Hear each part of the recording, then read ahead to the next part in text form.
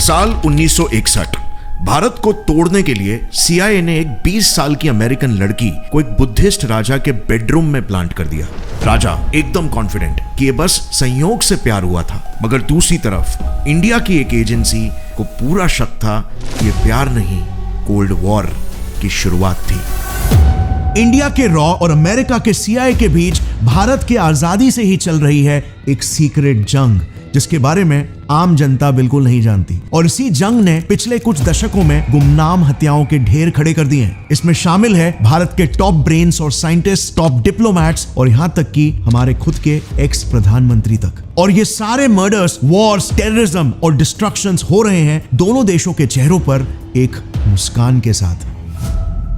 18 सितंबर 1947 America की एक खुफिया एजेंसी का जन्म हुआ, जिसका काम था पूरे दुनिया में अमेरिकन इंटरेस्ट के लिए किसी भी हद तक जाना। इनके जन्म के 10 सालों में ही इनके पास पूरे दुनिया के हर एक कॉन्टिनेंट के ऑलमोस्ट सभी 190 प्लस देशों की हर बारीकियों का, हर एक कमजोरियों का एक डिटेल्ड ब्लूप्रिंट था। उन देशों में कौन सी सरकार है, ऑपोजिशन में कौन सी पार्टी है, कौन सी सरकार टिकेगी और कौन सी गिरेगी, देश में लोग कितने हैं, कितने रिलीजियंस और कितने कल्चर्स हैं, रिबेल ग्रुप्स कितने हैं जो सरकार के खिलाफ आंदोलन करते रहते हैं, ये सारा इंटेल इन्होंने कुछ ही सालों में इकट्ठा कर दिया था।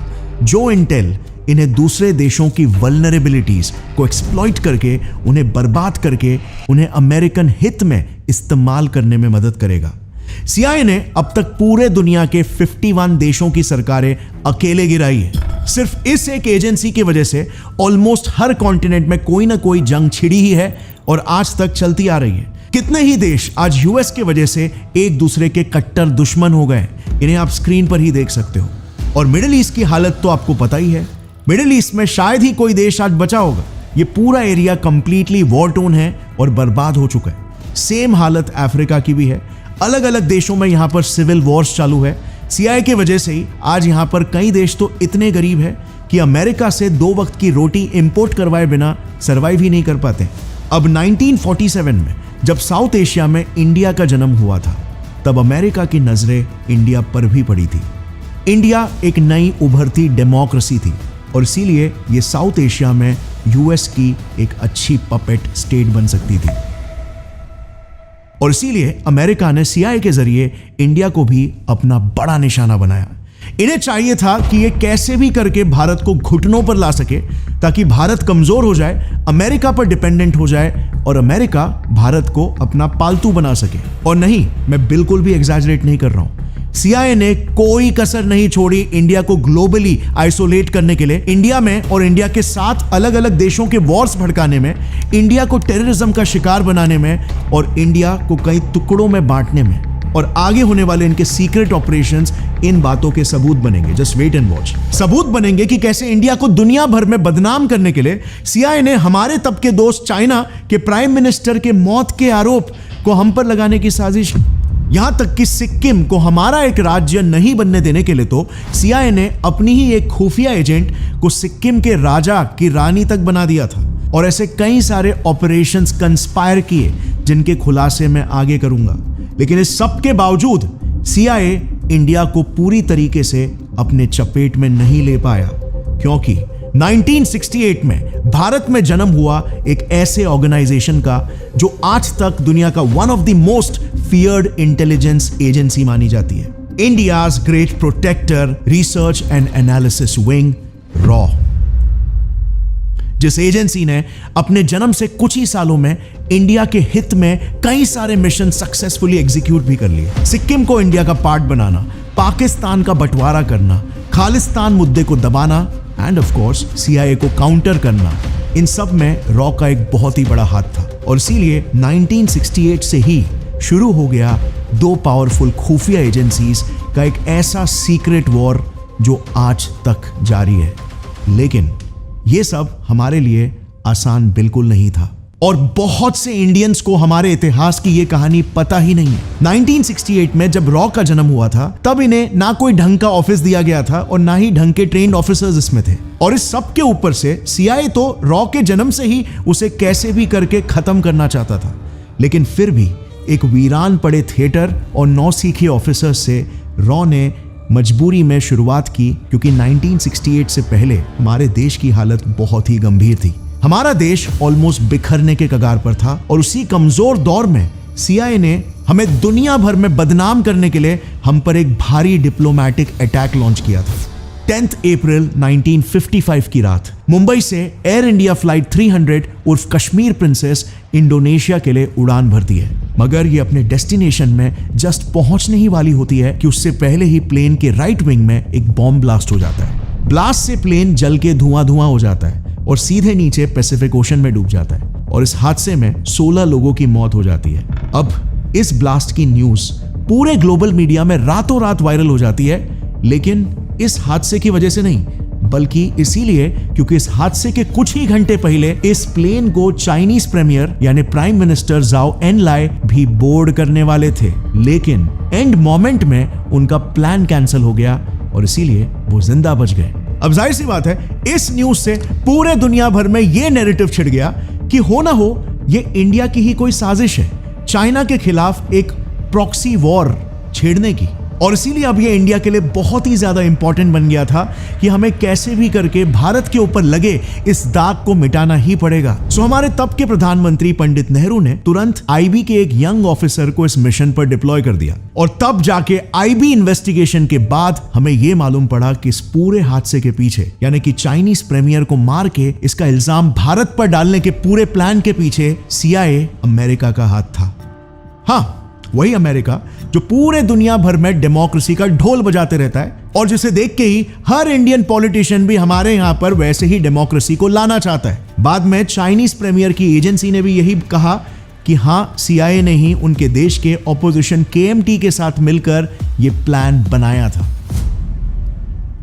अब यह केस तो सॉल्व हो गया था, लेकिन एक चीज यहां पर समझ में नहीं आ रही थी कि CIA भारत को ही क्यों टारगेट करना चाहता है। इसको समझने के लिए ना हमें 1947 के दौर के ग्लोबल डायनामिक्स को समझना होगा। At the stroke of the midnight hour, when the world sleep, India will awake to life and freedom. साल 1947 आजादी मिलते ही जहां पर अंग्रेजों के जाने की खुशी थी, वहीं पर दूसरी तरफ भारत में बंटवारे का दुख भी था। इस दौरान ग्लोबल लेवल पर भी एक डिवीजन या कह लो एक ग्रुपिंग शुरू हो गई थी। वर्ल्ड वॉर 2 को खत्म हुए सिर्फ 2 ही साल हुए थे।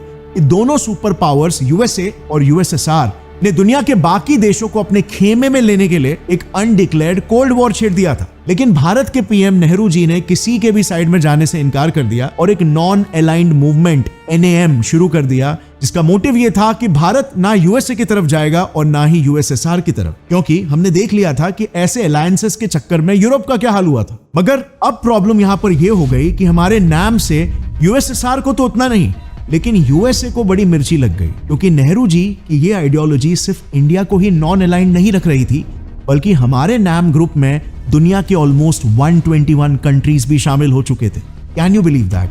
आज प्रेजेंट में UN में 193 कंट्रीज है और उस समय 121 देश इंडिया के बनाए एक ग्रुप का हिस्सा बन चुके थे। सो जाहिर है USA being top super power of that time, US को मिर्ची लग गई और इसीलिए CIA ने कश्मीर प्रिंसेस ब्लास्ट का प्लान बनाया, क्योंकि इस प्लान से बेसिकली वो एक तीर से 2 निशाने लगा पा रहा था। नंबर 1 निशाना, प्लेन क्रैश के बाद नाम के 2 फाउंडिंग मेंबर्स और दोनों एशिया के बड़े कंट्रीज के बीच एक वॉर छिड़ जाए, क्योंकि उस दौरान इंडिया और चाइना के रिलेशंस काफी अच्छे हुआ करते थे। जब इंडिया ने गोवा को रिक्लेम किया था तो चाइना ने इसको डिप्लोमेटिकली सपोर्ट किया था।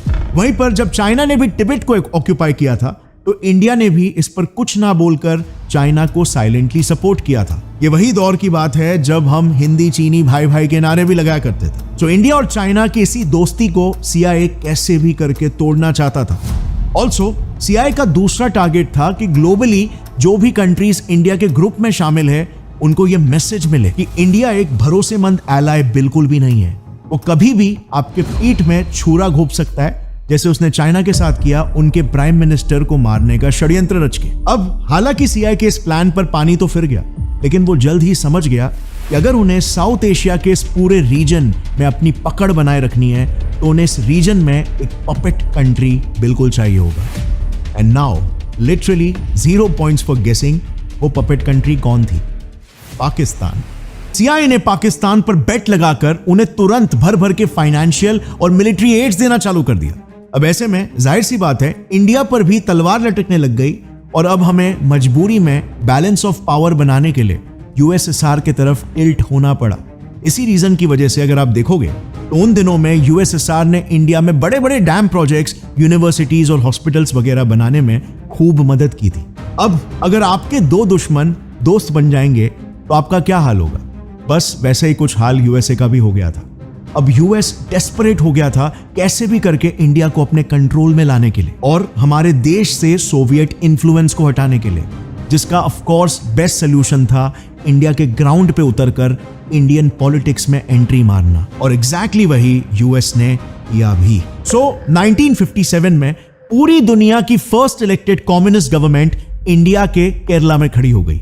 मतलब आप समझ सकते हो इस साल तक सोवियत इन्फ्लुएंस इंडिया में इतना आ चुका था कि अब लोग खुद से उनकी कम्युनिस्ट आइडियोलॉजी को वोट करके चुन रहे थे और इसीलिए केरला ही बन गया था यूएस का फर्स्ट टारगेट।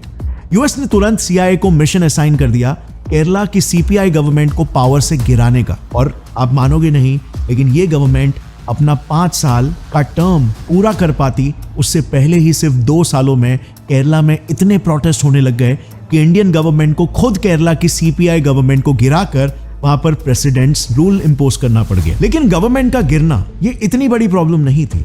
इससे कई ज्यादा बड़ी प्रॉब्लम ये थी कि हमें बाद में कहीं पर जाकर ये पता चला कि ये सब कुछ तो सीआईए की साजिश थी। उन्हें केरला के लोकल लोग और लैंग्वेजेस से लेकर केरला की वल्नरेबिलिटीज तक के बारे में इतने डिटेल में पता था कि उन्हें सिर्फ 2 साल लग गए वहां की सरकार को गिराने में। इवन जो प्रोटेस्ट भी वहां पर हो रहे थे वो सारे भी पेड प्रोटेस्ट थे। अब जरा सोचो, ये खबर कहां तो इंडिया को ये सारा कांड होने से पहले ही पता होनी चाहिए थी, लेकिन हमारी सेंट्रल गवर्नमेंट और हमारे intelligence bureau IB completely clueless थे इस बारे में। हमें रत्ती भर का भी इंटेल नहीं था कि सीआईए हमारे ही देश के जमीन में क्या गेम खेल रही है। और भूलो मत, आईबी एक समय पर इतनी सक्षम थी कि इसके मदद से ब्रिटिशर्स ने कई बार इंडिया के फ्रीडम फाइटर्स और बड़े इंडिपेंडेंस मूवमेंट्स को दबाया था। लेकिन अब ये डिपार्टमेंट अचानक से निकम्मी हो गई थी। और हद तो तब पार हो गई जब 1962 के इंडो चाइना वॉर में हमारे पास इंटेल नहीं था, वो बात तो छोड़ दो, उल्टा हमारे पास गलत इंटेल था। देखो, किसी भी वॉर का विनिंग फैक्टर क्या होता है? उस कंट्री का इंटेलिजेंस, जिसके हिसाब से उस देश की डिफेंस फोर्सेस अपने प्रोएक्टिव मिलिट्री प्लान्स बनाती है, जैसे कहां पे कितने सोल्जर्स को डिप्लॉय करना है, कहां पे कितनी मिलिट्री एस्टैब्लिशमेंट्स रखनी है, अटैक्स कहां से होने वाला है, वगैरह वगैरह। लेकिन इंडिया चाइना वॉर के समय में आईबी के पास क्या क्या इंफॉर्मेशन थी आपको पता है? पहला इंटेल, चाइनीज एयरफोर्स हमसे बहुत सुपीरियर है। अगर इंडिया एयरफोर्स यूज करता है काउंटर स्ट्राइक के लिए तो चाइना गुवाहाटी और कोलकाता जैसे सिटीज को बॉम्ब कर देगा। दूसरा इंटेल, चाइना के पास तिब्बत में भी अपना एक बेस है जिससे वो हमें इजीली अटैक कर सकता है। तीसरा इंटेल, वॉर के दौरान तिब्बत के बॉर्डर एरियाज में रहने वाले चाइनीज लोकल्स भी चाइना को सपोर्ट करने के लिए हम पर हमला बोल देंगे। लिटरली इंफॉर्मेशन ना रहना एक अलग बात है, लेकिन ऐसा मिस इंफॉर्मेशन तो हमें पैरालाइज कर देगा। और वही हुआ भी। आईबी के इसी इंटेल फेलियर ने एक बार फिर से इतना बड़ा ब्लंडर कर दिया कि आज तक इसी के वजह से भारत का एक बड़ा टुकड़ा चाइना के कंट्रोल में है। अब ये बात आज तक जितना हर एक भारतीय को चुभती है, उससे कहीं ज्यादा आईबी के एक जूनियर ऑफिसर को भी चुभ रही थी। और इसीलिए उन्होंने आईबी में रहते हुए ही अपने ही डिपार्टमेंट के मुंह पे ये कह दिया कि ये सब हमारी ही गलती है, हमारी वो काबिलियत ही नहीं है जो हमें हमारे दुश्मनों से लड़ने के लिए चाहिए। उन्होंने ये बात 1962 में कही थी। और 1965 में आप जानते हो क्या हुआ? The infamous 1965 Indo Pakistan war, जो मेरे हिसाब से तो हम जीत के भी कहीं ना कहीं हार चुके।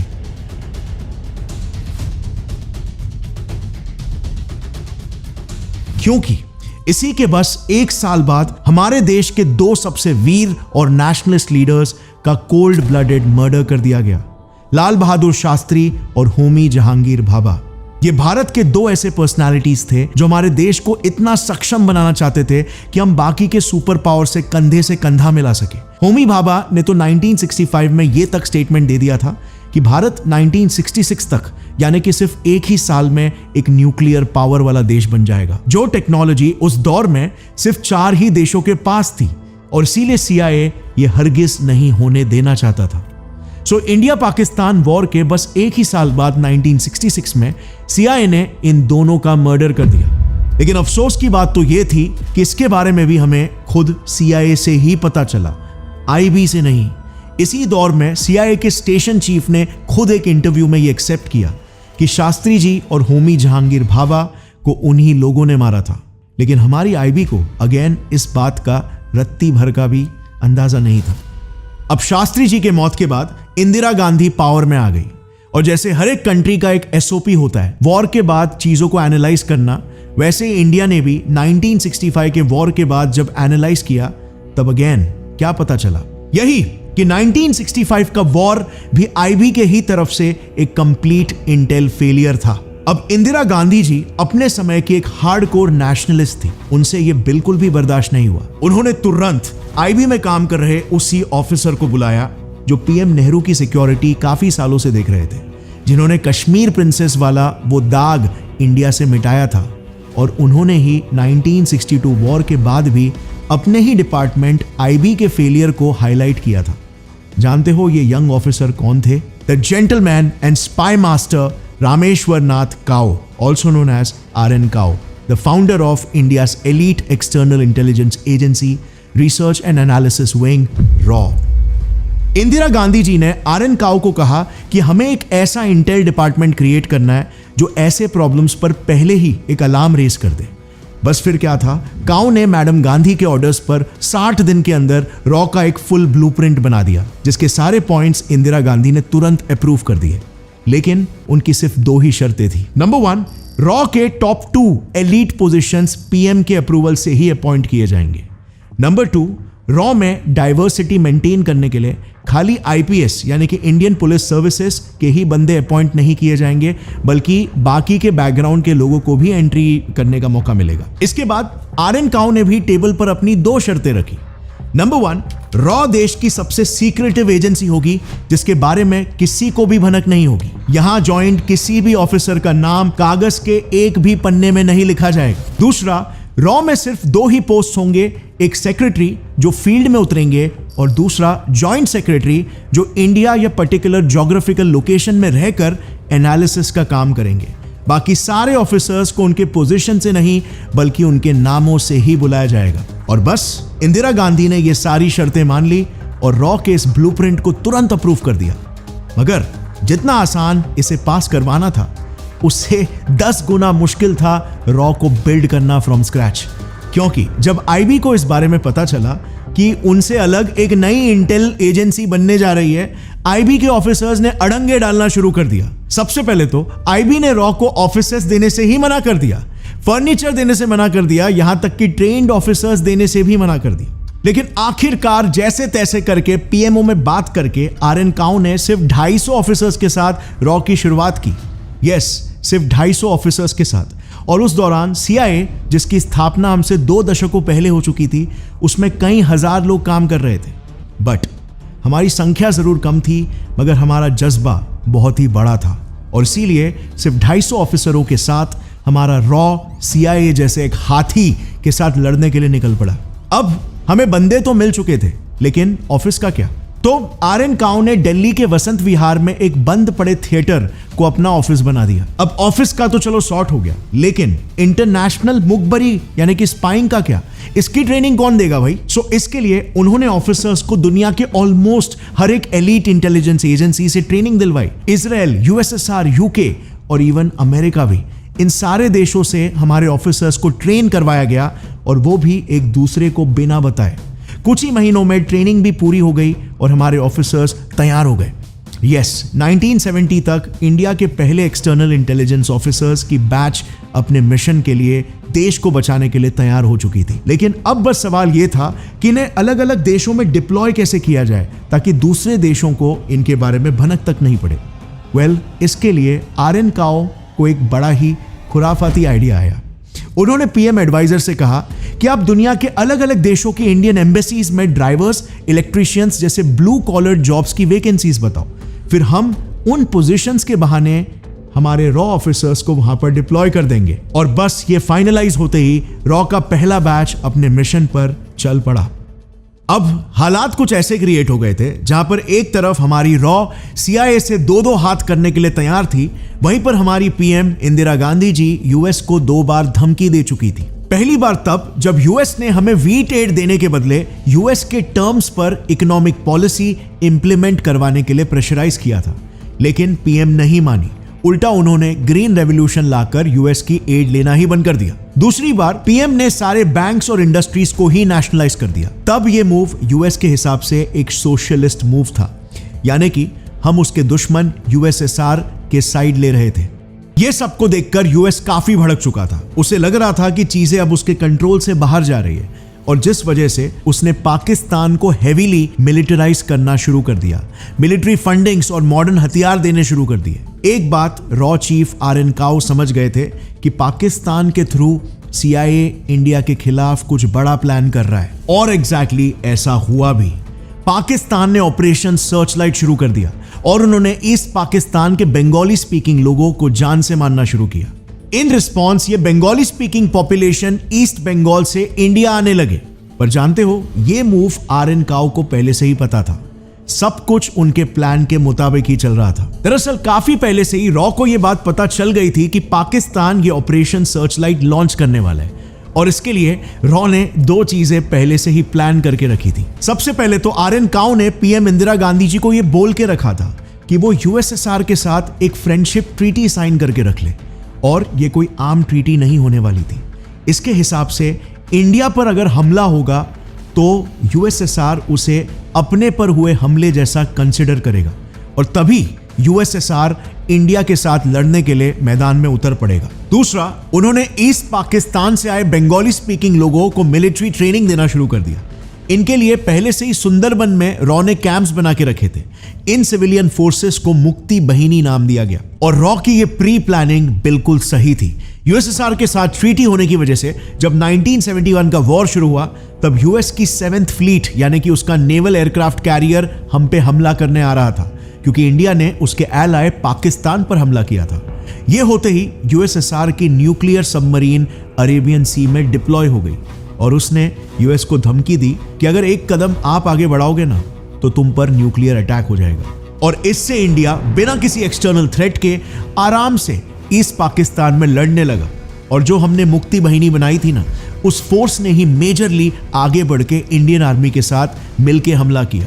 और यह अटैक इतना सक्सेसफुल था कि इंडियन आर्मी के सामने पाकिस्तान के 1 लाख सोल्जर्स ने सरेंडर कर दिया, और ऐसे करके 1971 में रॉ ने इंडियन आर्मी के साथ मिलकर बांग्लादेश, इस नए देश को पाकिस्तान के चुंगल से आजाद कर दिया। और बांग्लादेश की आजादी का बेसिकली मतलब यह था कि अब इंडिया कुछ वक्त तक चैन की सांस ले सकता था, क्योंकि एटलीस्ट अब हमारा ईस्टर्न एरिया थ्रेट फ्री था। मगर वहीं पर CIA की रातों की नींद हराम हो गई थी, क्योंकि अब एक नई एजेंसी ने जन्म ले लिया था जो उन्हें ईंट का जवाब पत्थर से दे रही थी, और यह बात यूएस को बिल्कुल भी गवारा नहीं थी।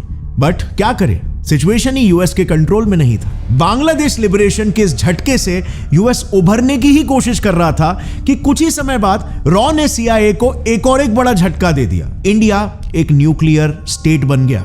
1974 को ऑपरेशन स्माइलिंग बुद्धा की शुरुआत हुई।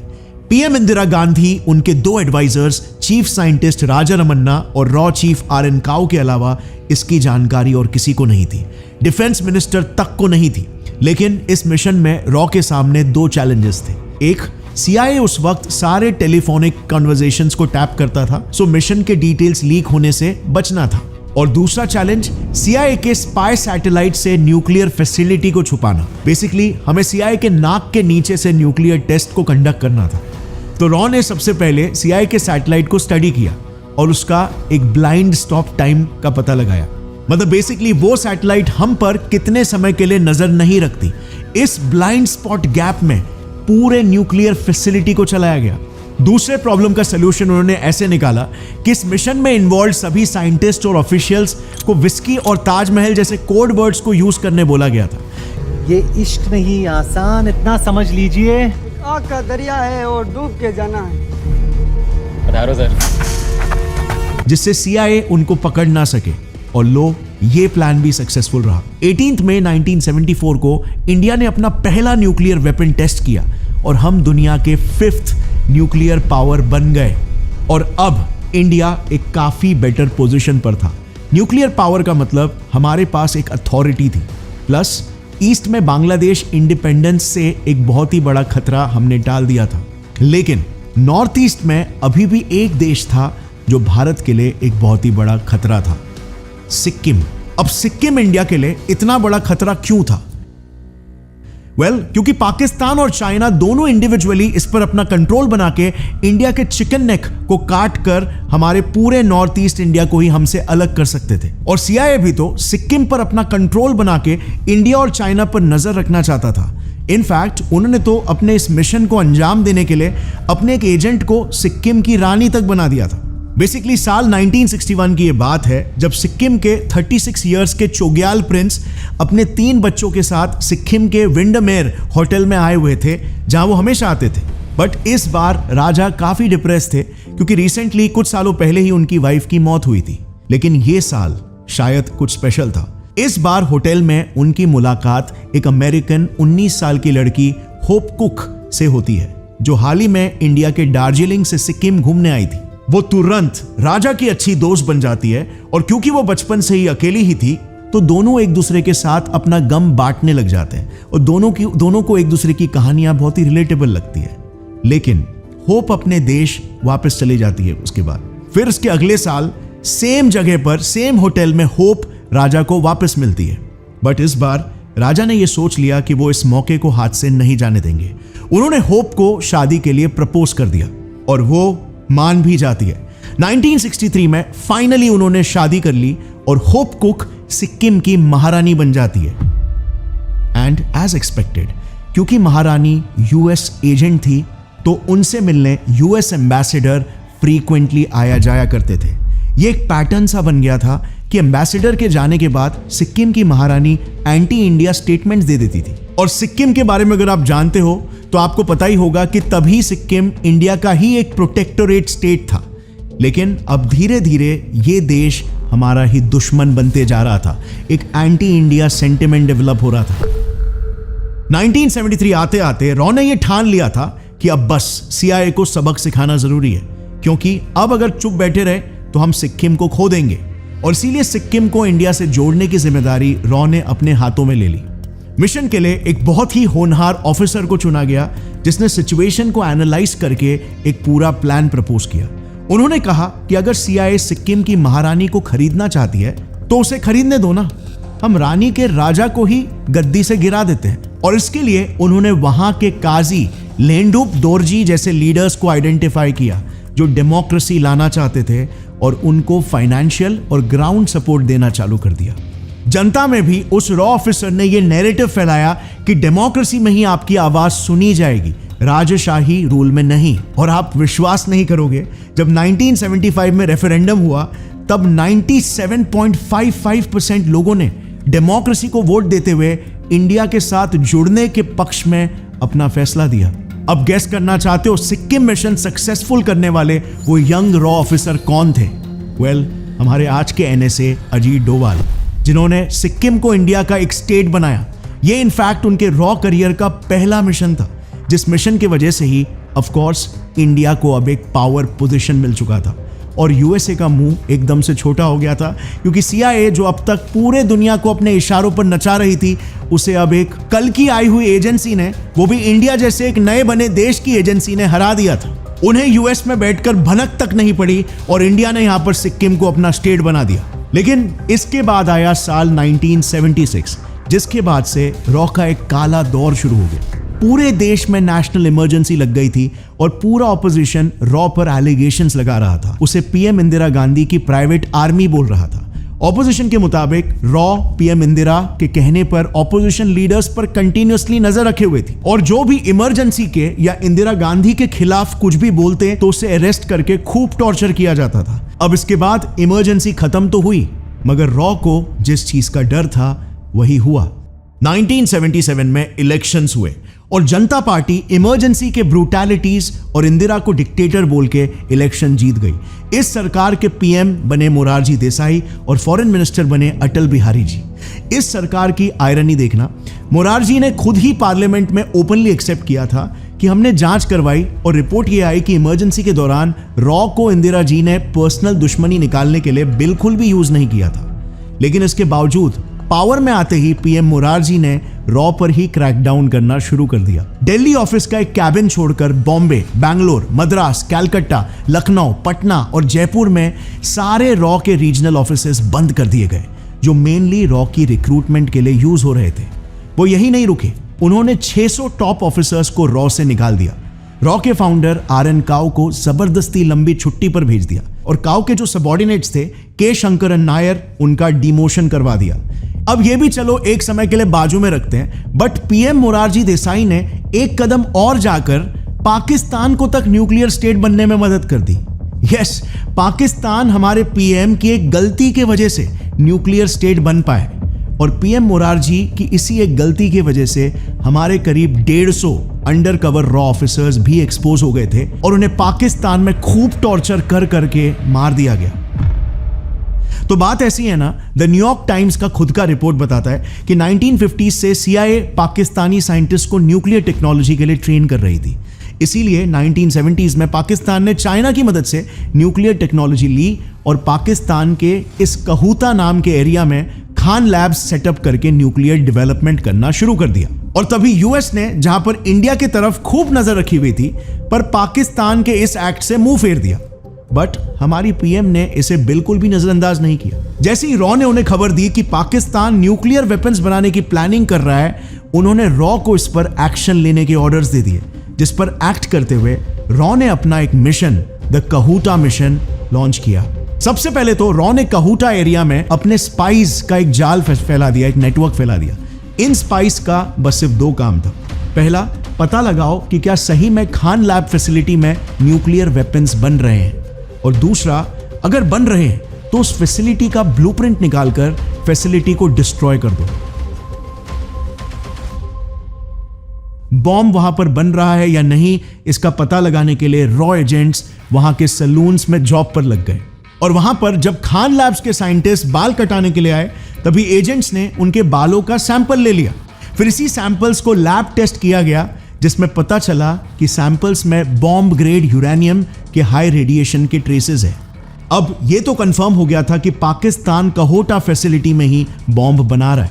इसके बाद शुरू हुआ इस मिशन का दूसरा फेज, ब्लूप्रिंट हासिल करने का। इसके लिए रॉ ने एक इंटरनल बंदे को ही अपने जाल में फंसा के उससे न्यूक्लियर फैसिलिटी का मैप भी निकलवा लिया। मतलब प्लान पूरा रेडी था, बस अटैक के अप्रूवल की जरूरत थी। पर यह सब होते होते 2 साल बीत चुके थे और जैसे हमने देखा 1977 में नई जनता पार्टी की सरकार आ चुकी थी। तो पीएम मोरारजी से जैसे ही रॉ के नए चीफ सुनटूक जी प्लान अप्रूव करवाने पहुंचे, अप्रूवल देना तो दूर की बात, उनका कहना था कि हम इंडिया है, हम एग्रेसर नहीं है, हमें दूसरे देशों के इंटरनल अफेयर्स में दखल अंदाजी करने की कोई जरूरत नहीं है। अब यहां तक भी अगर रुक जाते तो भी ठीक था, लेकिन हद तो तब पार हो गई जब पीएम मोरारजी ने एक कॉन्वर्सेशन में पाकिस्तानी प्रेसिडेंट जियाउल हक को बोल दिया कि हमें आपके कहूटा न्यूक्लियर प्रोग्राम के बारे में पता है, हमारी रॉ ने सब कुछ पता लगा लिया है। ये सुनते ही पाकिस्तान ने ISI की मदद से कहूटा में डिप्लॉयड हमारे सारे रॉ ऑफिसर्स को आइडेंटिफाई किया और सबको एक एक करके मार डाला। अब पीएम मोरारजी देसाई ने ऐसा क्यों किया, इसके 2 साइड्स हैं। नंबर 1, क्योंकि वो गांधीयन आइडियोलॉजी को फॉलो करते थे, शायद इसीलिए उन्होंने मना किया होगा। दूसरा साइड ये है कि 1983 में एक अमेरिकन जर्नलिस्ट ने एक्सपोज किया था कि पीएम मोरारजी एक CIA एजेंट थे जिनको एनुअली CIA $20,000 दिया करती थी उस समय में। और इसी सेम टाइम पर पीएम मोरारजी को पाकिस्तान का हाईएस्ट सिविलियन अवार्ड निशान पाकिस्तान भी मिला था, जो बाय द वे आज तक इंडिया में सिर्फ उनको ही मिला है। यही नहीं, उस वक्त पीएमओ में भी ये कहा जाता था कि पाकिस्तान के डिक्टेटर जियाउल हक और मोरारजी काफी अच्छे दोस्त थे। उनकी कई बार फोन पे बातचीत भी हुआ करती थी। खैर, लेट 1970s का वक्त वो वक्त था जब सबको लगा कि अब रॉ का चैप्टर फाइनली खत्म हो चुका है। हमारे सुपर हीरोज जैसे ठंडे बक्से में बंद हो चुके थे। लेकिन तभी ही रॉ की कहानी में एक नया मोड़ आता है। 1980 में देश में इलेक्शंस हुए। गरीबी हटाओ के नारे से इंदिरा गांधी को जनता ने वापस चुन के इलेक्शंस जिता दिए। उन्होंने अपनी सरकार बनाई और वो वापस देश की प्रधानमंत्री बन गई। पर यह वो दौर था जब 1971 में CIA द्वारा बोया हुआ खालिस्तानी मिलिटेंसी का बीज 9 सालों बाद देश को अंदर से खोखला करना शुरू कर चुका था। दरअसल 1971 की बात है जब रिचर्ड निक्सन ने CIA और ISI को मिलकर पंजाब में एक एंटी इंडिया मूवमेंट शुरू करने को कहा। इसके तहत सबसे पहले उन्होंने पंजाब के एक लीडर जगजीत सिंह चौहान को यूके बुलाया और उन्हें इंडिया में खालिस्तान मूवमेंट शुरू करने के लिए बोला, जिसकी डिमांड होगी पंजाब को इंडिया से अलग करके एक अलग देश बनना। फिर उसके बाद CIA ने जगजीत सिंह को न्यूयॉर्क बुलाया और फिर उसकी UN और US मीडिया के साथ एक प्रेस कॉन्फ्रेंस करवाई, जिस प्रेस कॉन्फ्रेंस में उससे यह बुलवाया गया कि पंजाब में इंडियन गवर्नमेंट पंजाबीज के साथ बहुत गलत कर रही है, उनके साथ ह्यूमन राइट्स वायलेशन हो रहा है। वही बात जो US हर देश में बोलता है और फिर डेमोक्रेसी के नाम पर वहां की डेमोक्रेटिकली इलेक्टेड सरकार पलट देता है। अब यहां तक भी ठीक था, लेकिन 1981 में CIA ने अपने लिमिट्स को क्रॉस कर दिए। CIA ने एक Canada based mill worker Talwinder Singh Parmar को खड़ा किया। ये इंडिया में कई क्राइम्स और PM इंदिरा गांधी को डेथ थ्रेट्स देने के लिए वांटेड था। अब कहानी में ट्विस्ट देखना, जब तलविंदर वेस्ट जर्मनी गया था तब जर्मन इंटरपोल ने उसे अरेस्ट कर लिया और वो उसे इंडिया को हैंड ओवर करने ही वाले थे कि तभी CIA ने उन्हें रोक दिया। इंडिया भेजने की जगह पे तलविंदर को जर्मन्स ने कनाडा भेज दिया और वहां से फिर पता चलता है कि तलविंदर ने बब्बर खालसा नाम की एक खालिस्तानी मिलिटेंट ऑर्गेनाइजेशन शुरू कर दी। इनफैक्ट आगे चल के इसने ही कनिष्क बॉम्ब ब्लास्ट भी एग्जीक्यूट करवाया और यही वो बंदा था जिसने इंडिया में खालिस्तानी मिलिटेंसी को जन्म दिया। नाउ इतना सब होते हुए देख के रॉ चुप थोड़ी ना बैठने वाली थी। ये बात रॉ चीफ ने PM इंदिरा गांधी को तुरंत रिपोर्ट की और एज एक्सपेक्टेड PMO ने भी एक नए मिशन का अप्रूवल एक झटके में दे दिया और इस तरह 3 सालों से चुप बैठे हुए हमारे हीरोज वापस से एक्शन में आ गए। रॉ ने सबसे पहले पाकिस्तान में अपने स्पाई नेटवर्क को एक्टिवेट किया। एक्स रॉ चीफ बी रमन बताते हैं कि पाकिस्तान स्पॉन्सर्ड टेररिज्म का जवाब देने के लिए रॉ ने अपने काबिल ऑफिसरों को लेकर 2 टीम्स, टीम X और टीम J बनाई। टीम X का काम था पाकिस्तान में बेस सभी टेररिस्टों को टारगेट कर करके मारना और टीम J को स्पेसिफिकली पाकिस्तान बेस्ड खालिस्तानी टेररिस्टों को मारने की रिस्पॉन्सिबिलिटी मिली थी। इन टीम्स को अर्जेंट बेसिस पर पाकिस्तान में डिप्लॉय किया गया। फिर क्या था, वहां पर पहुंचते ही इन्होंने एक के बाद एक टेररिस्टों को मारना शुरू कर दिया। बी रमन का यह कहना था कि इन टीम्स ने पाकिस्तान को ईंट का जवाब पत्थर से देने की ठान ली थी। जब जब खालिस्तानी टेररिस्ट इंडियन सिटीज में कोई अटैक करते थे, इसके रिटेलिएशन में टीम J लाहौर या कराची में पलटवार करके किसी टेररिस्ट को मार गिराते थे। और जानते हो पाकिस्तान में खालिस्तानी टेररिस्ट का पता रॉ को कौन दे रहा था? खाड़। ये अफगानिस्तान की इंटेलिजेंस एजेंसी है जो उनके नेटवर्क की मदद से रॉ को खालिस्तानीज का एग्जैक्ट लोकेशन देती थी और फिर रॉ एजेंट्स वहां पर जाके उनकी किलिंग्स करते थे। इस स्ट्रैटेजी की वजह से देखते ही देखते रॉ का उन टेररिस्टों पर क्रैकडाउन बहुत ही ज्यादा बढ़ गया था और पाकिस्तानी सरकार को समझ ही नहीं आ रहा था कि वो करे तो करे क्या इन हमलों को रोकने के लिए। तो आखिर में उन्होंने अपने क्लोज एलाय जॉर्डन के पास जाकर लिटरली प्लीड किया कि वो मीडिएट करके इंडिया से ये अटैक्स रोकने के लिए कहे। और इसके बाद से तो आपको पता ही है, आज तक न्यूज आती रहती है कि रॉ पाकिस्तान, कनाडा और नेपाल में आए दिन टेररिस्टों की खुफिया किलिंग्स करते रहता है। अब एक बात यहां पर नोटिस करने वाली है कि रॉ मोस्टली तब ज्यादा एक्टिवेट हुआ है जब एक नेशनलिस्ट प्राइम मिनिस्टर रहा है इंडिया को लीड करने के लिए। और जब कुछ प्राइम मिनिस्टर अगर उनके कहीं ना कहीं CIA लिंक्स है या फिर एक पपेट प्राइम मिनिस्टर है, तो रॉ ने उस वक्त में हमेशा अपने आप को एक टूथलेस टाइगर की तरह महसूस किया। अच्छा, अब रॉ की एक और एक खास बात है, आपने अक्सर ये देखा होगा कि CIA हो गया या फिर इजराइल की मुसाद हो गई, ये एजेंसीज अपने अचीवमेंट्स को, अपने ऑपरेशंस को कुछ सालों के बाद डीक्लासिफाई करती है। यानी कि वो अपने कोडेड सीक्रेटिव डॉक्यूमेंट्स को मिशन एकम्प्लिश होने के बाद पब्लिकली रिलीज करते हैं ताकि सारी दुनिया को उनके कारनामों के बारे में पता चले और सारी दुनिया उनसे डरे। अब मुसाद तो इस खेल में एक कदम आगे है। अभी मेरे फोन में 4 नोटिफिकेशंस होंगे, मुसाद ने हिजबुल्लाह चीफ को खत्म कर दिया, टेररिस्ट के पेजर्स ब्लास्ट हो रहे हैं, ईरान चीफ मुसाद से डर के अंडरग्राउंड हो गया है। ये तो अपने ऑपरेशंस को लाइव स्ट्रीम तक करते हैं। लेकिन अगर आप रॉ को देखोगे ना, तो हम कभी भी अपने किसी भी कोवर्ट ऑपरेशन को ग्लोबली एक्सेप्ट ही नहीं करते और ना ही प्राउडली शोकेस करते हैं। मुसाद CIA तो अपने वेबसाइट पर ओपन रिक्रूटमेंट लिस्टिंग तक लगाते हैं और हमारे रॉ ने तो अपनी खुद की एक वेबसाइट तक नहीं बनाई हुई है। हमने हमारे कोई भी ऑपरेशन या फिर किलिंग्स के क्लासिफाइड कोडेड डॉक्यूमेंट्स को कभी भी डीक्लासिफाई नहीं किया है और इसीलिए आज हमने रॉ की जितनी भी कहानियां आपके सामने रखी है ना, वो बड़ी मुश्किल से हमें CIA के डीक्लासिफाइड डॉक्यूमेंट से या फिर रॉ के एक्स ऑफिसर्स की किताबों से मिली है। और इसीलिए ये मिशंस तो सिर्फ और सिर्फ टिप ऑफ द आइसबर्ग है। आप सोचो, अगर वर्ल्ड के 193 देशों में से one of the most feared और एलीट एजेंसीज के लिस्ट में हमारे रॉ का नाम आता है, तो आप सोच सकते हो ग्लोबली रॉ का क्या दबदबा होगा, किस लेवल के मिशंस एग्जीक्यूट हो रहे होंगे। और तभी तो जो CIA रॉ के जन्म से ही उसे खत्म करने के पीछे लगी हुई थी, वो आज खुद ही रॉ की तारीफ कर रही है। India is using Taliban's network to assassinate Kashmiri militants in Pakistan.